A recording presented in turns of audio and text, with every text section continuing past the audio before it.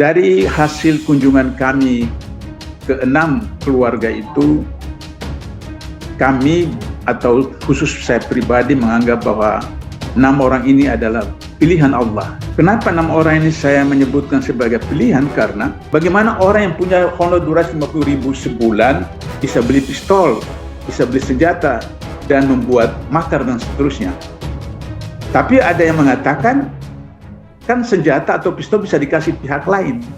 Kita sebut karena kita tidak tahu apakah dia petugas resmi atau bukan, karena dia tidak berseragam ya. Harus disebut tidak berseragam.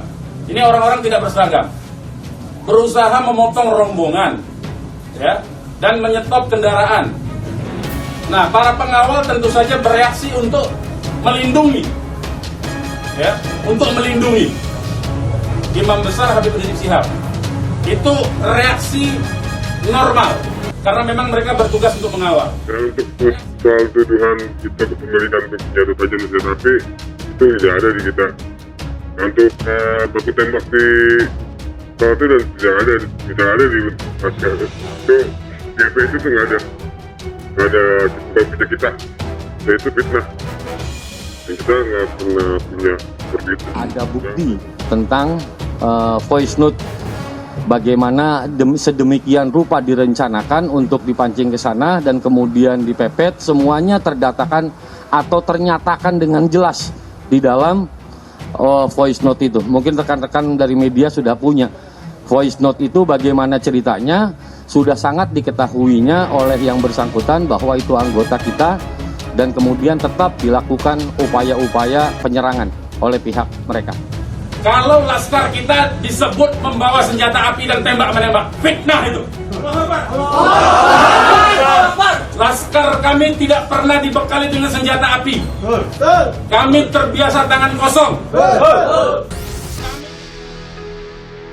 Munarman, sejak nyatakan pengawal Rizik Syihab tak bawa senjata api, orang suruhan laporkan saya. Munarman terdakwa kasus dugaan tindak pidana terorisme, membacakan eksepsi alias nota keberatan atas dakwaan jaksa penuntut umum. Munarman menyebut dirinya merupakan target penangkapan dari aparat penegak hukum. Menurut pengakuannya, hal itu bermula saat dia melakukan pembelaan kepada 6 anggota FPI yang tewas ditembak polisi di ruas Jalan Tol Jakarta Cikampek pada 7 Desember 2020. Bekas Sekretaris Umum FPI itu menyebut setelah pernyataannya itu, banyak pihak yang membuat laporan ke polisi untuk menangkap dirinya. Munarman mengklaim laporan itu sudah teragenda. Bahkan untuk mengembangkan agenda tersebut, Munarman mengatakan banyak media, massa, hingga media sosial yang memuat kabar tersebut. Cara kerja cipta kondisi dengan opini melalui orang-orang suruhan untuk membuat laporan polisi.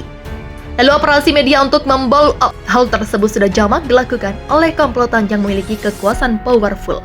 Begitulah tudingnya. Munarman lantas menyebutkan beberapa pemberitaan di media sosial hingga media massa sejak kasus dugaan unlawful killing terhadap 6 anggota FPI terjadi.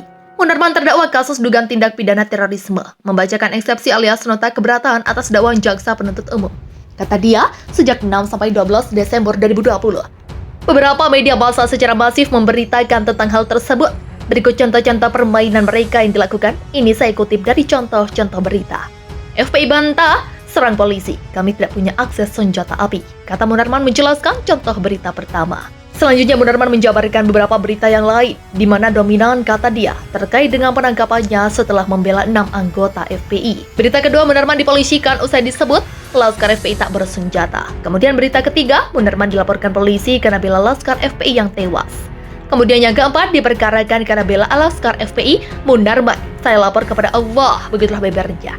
Atas hal itu, Munarman menyimpulkan penangkapan terhadap dirinya memang sudah ditargetkan oleh aparat keamanan. Mantan Sekretaris Umum Front Pembela Islam Munarman menyebut dirinya menjadi target kejahatan sebagai buntut kegigihannya dalam membantah klaim sepihak terkait kasus unlawful killing Laskar FPI di KM 50 Tol Cikampek pada 7 Desember 2020. Hal ini disampaikan oleh Munarman saat membacakan eksepsi selaku terdakwa kasus tindak pidana terorisme yang dihadirkan secara langsung di Pengadilan Negeri Jakarta Timur, Rabu 15 Desember. Dia juga menyatakan laporan polisi terhadap dirinya bermunculan seusai dirinya menyatakan bahwa 6 pengawal Habib Rizik tidak membawa senjata api. Pria yang berprofesi sebagai pengacara itu lantas membacakan sejumlah judul berita yang dinilai sebagai bagian dari operasi untuk mengiring opini terhadap dirinya. Munarman menyimpulkan, sejak dirinya mengeluarkan pernyataan yang tidak sejalan dengan komplotan para pembunuh, saat itu juga dirinya mulai dijadikan target untuk dipenjara. Sebelumnya Munarman didakwa 3 pasal, yakni pasal 13 huruf C, pasal 14 Junko pasal 7, dan pasal 15 Junko pasal 7 Undang-Undang Nomor 5 Tahun 2018 tentang pemberantasan tindak pidana terorisme. Dakwaan terhadap Munarman dibacakan JPU di ruang sidang utama Pengadilan Negeri Jakarta Timur, Rabu pekan lalu. Munarman dan kawan-kawan merencanakan atau menggerakkan orang lain untuk ancaman kekerasan melakukan tindak pidana terorisme dan sengaja menggunakan kekerasan. Atau ancaman kekerasan, kata JPU saat membacakan dakwaan.